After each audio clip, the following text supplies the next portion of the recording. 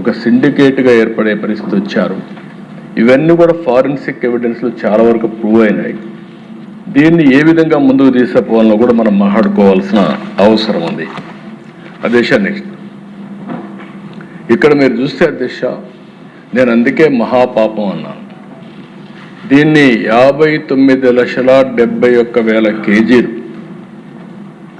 ఈ యొక్క అడల్టరేషన్ జరిగింది. కల్తీ నెయ్యి వినియోగం చూస్తే 234,51,00,000 నిధులు ఖర్చు పెట్టారు.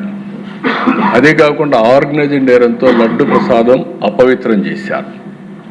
ల్యాబ్లకు కన్నుగప్పి టెండర్లు దక్కించుకొని, అంటే లీనియంట్వి లేకపోతే ఇది జరిగేది కాదు.